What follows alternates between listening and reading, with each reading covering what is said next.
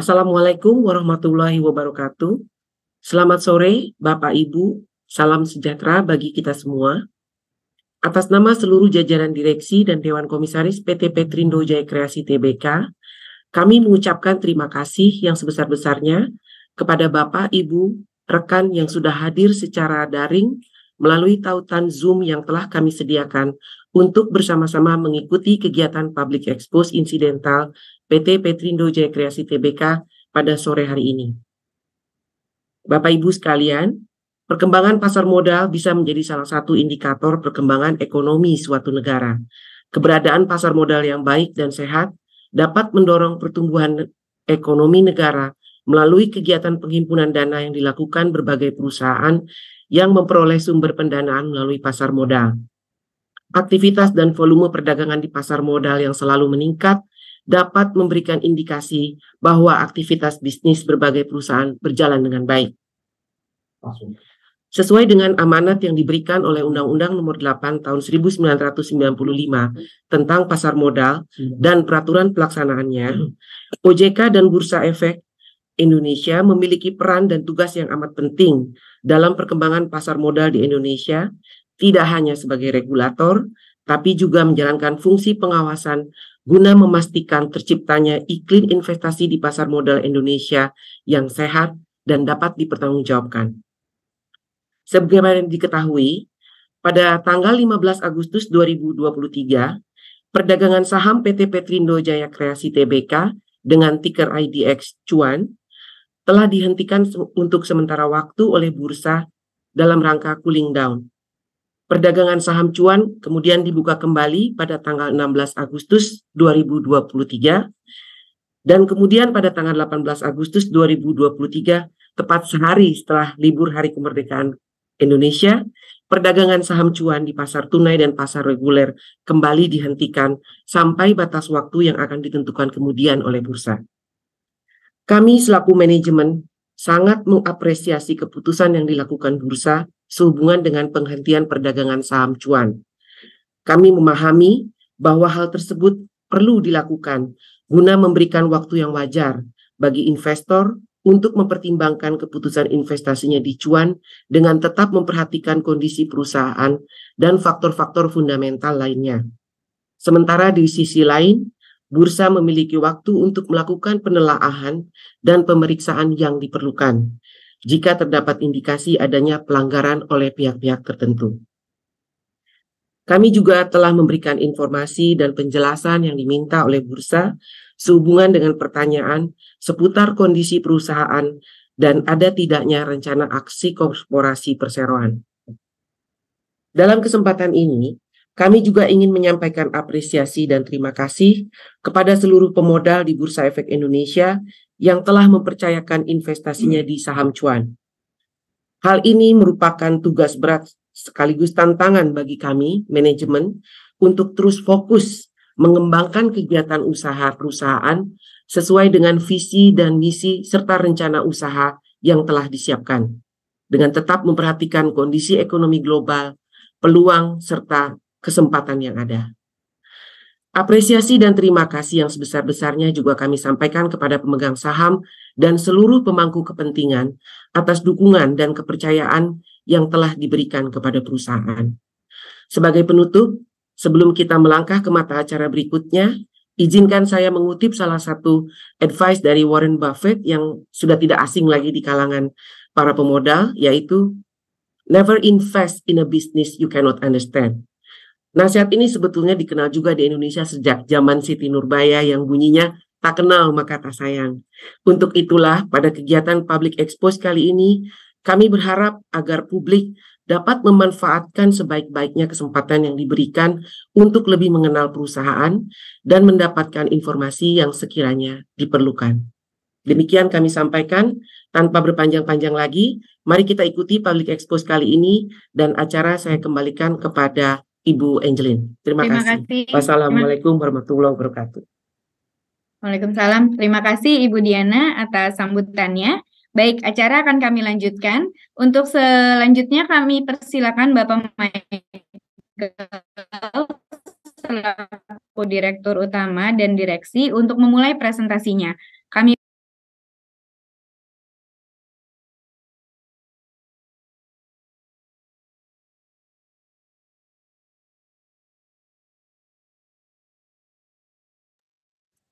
Pertama-tama kami ucapkan terima kasih kepada para pemegang saham, investor, analis, media, dan juga para hadirin yang telah hadir pada Public Expose hari ini. Semoga semua dalam keadaan baik dan sehat. Sebelum memulai pemaparan pada hari ini, perlu saya sampaikan terlebih dahulu bahwa pemaparan disampaikan hari ini memuat informasi dan pernyataan-pernyataan untuk masa mendatang atau bersifat forward-looking. Informasi ini berisi mengenai keyakinan, maksud, dan atau harapan kami sehubungan dengan kegiatan usaha dan operasional kami. Asumsi yang dipergunakan juga memuat ketidakpastian, juga tidak menjamin kinerja perseroan di masa mendatang. Pemaparan ini kami harapkan dapat dipergunakan oleh para stakeholder sebagai pelengkap atas informasi-informasi yang sebelumnya telah kami sampaikan melalui proses keterbukaan informasi. Saya dan jajaran manajemen Petrindo Jaya Kreasi akan memaparkan kinerja dan fokus perusahaan kami dengan agenda sebagai berikut.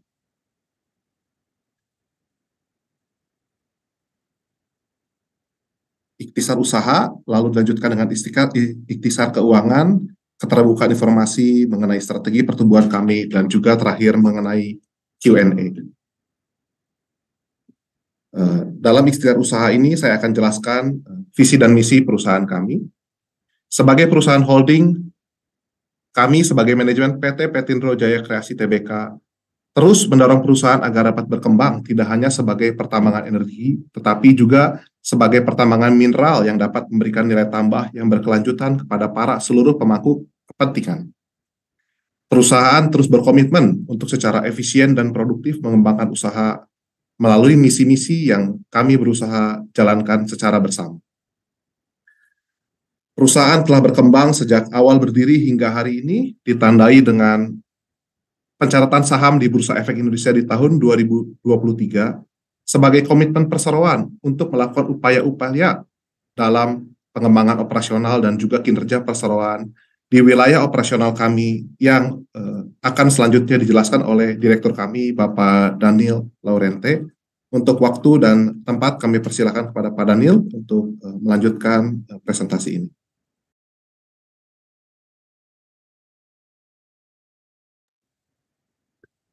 Selamat sore kepada semua pemegang saham dan bapak-bapak dan ibu-ibu yang ikut public expose ini. Di Petrindo kita punya dua perusahaan batubara yang salah satunya itu PT Tamtama Perkasa dengan luas 9.540 hektar dan PT Bara Internasional dengan luas 14.990 hektar. Yang sedang beroperasi adalah PT Tamtama Perkasa yang ada di Kalimantan Tengah. Sedangkan PT Bara Internasional kami sedang perkembangan atau sedang didevelop. Di dua perusahaan itu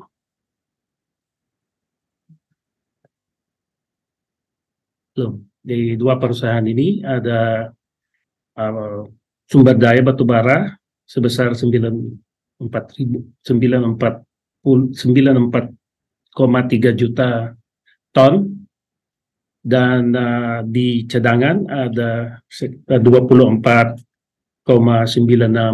juta ton. Di Tamtama kita punya infrastruktur yang terintegrasi, salah satunya itu hauling road yang bisa dipakai sama perusahaan-perusahaan yang ada di sekitarnya. PT Tamtama Perkasa ada produk yang kita bisa bilang premium dengan sulfur yang berkisar di 0,25% sampai 0,5% dengan kalori 6.100 sampai 6.500 kilokalori per kilogram di as receive basis. Batubara yang kami hasilkan dari PT Tamtama sekitar 70%-nya itu diekspor ke beberapa negara, terutama di Jepang, Filipina, Taiwan, dan Italia.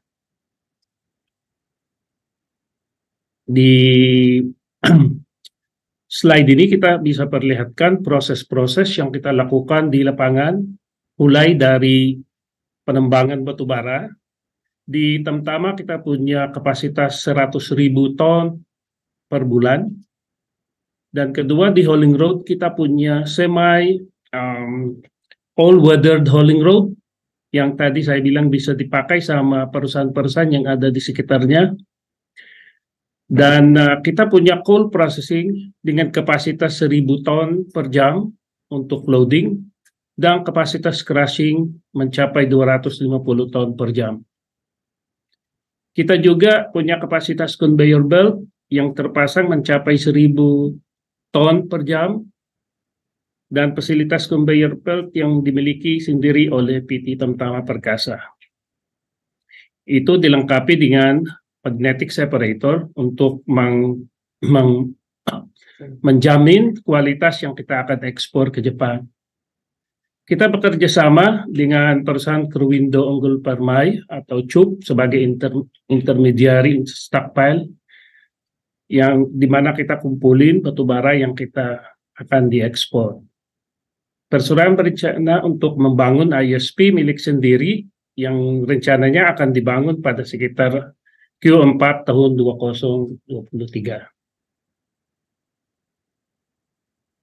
Di bara internasional, kita sedang jejaki logistik route yang akan dipakai untuk mendevelop tambang. Kita bisa lihat jalan alternatif dan kondisi jalan yang ada di foto-foto tersebut. Kita akan improve satu jalan yang sepanjang 165 km. Sedangkan sekarang pemetaan lanjutan atau detail pemetaan kita lakukan di dalam IPPKH Bara Internasional.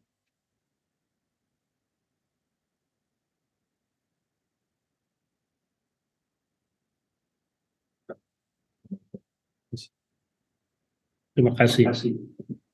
Terima kasih Pak Daniel atas penjelasan yang telah dilaksanakan. Selanjutnya saya akan melanjutkan dengan ikhtisar keuangan. Berikut kami sampaikan terlebih dahulu data historis indeks harga batubara, di mana kami menggunakan indeks harga batubara Newcastle Index sebagai harga acuan untuk penjualan batubara kami, di mana kami mengasumsikan harga batubara tetap stabil hingga akhir tahun 2023, walaupun harga tersebut tentu ada koreksi dibandingkan dari tahun-tahun sebelumnya.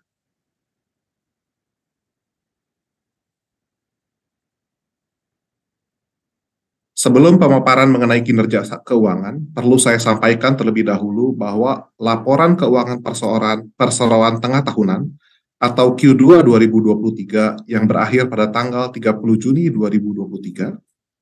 Saat ini laporan keuangan tersebut sedang dalam proses review yang dilaksanakan oleh Kantor Akuntan Publik Independen. Oleh karena itu, laporan keuangan tengah tahunan perseroan akan disampaikan kepada OJK dan diumumkan kepada masyarakat paling lambat pada akhir bulan kedua setelah tanggal laporan keuangan tengah tahunan itu, atau paling lambat 31 Agustus 2023, yang disertai laporan akuntan publik dalam rangka review.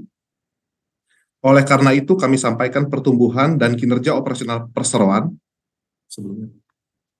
selama kuartal 1 2023, di mana sepanjang Q1 2022, pendapatan kami adalah sebesar 274 miliar, dan sepanjang Q1 2023 sebesar 504 miliar atau tumbuh sebesar 84% per kuartal.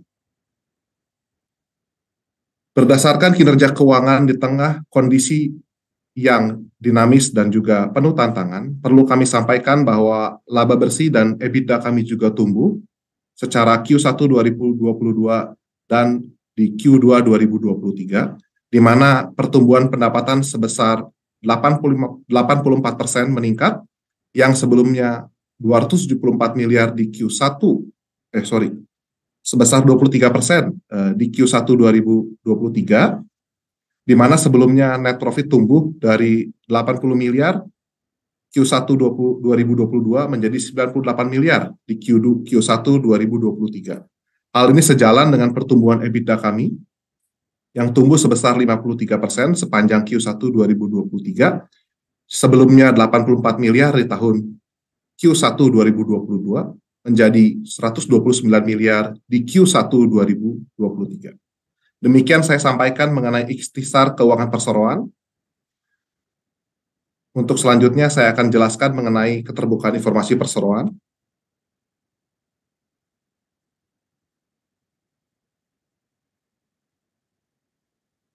Perlu saya sampaikan mengenai laporan realisasi penggunaan dana hasil penawaran umum per Juni 2023.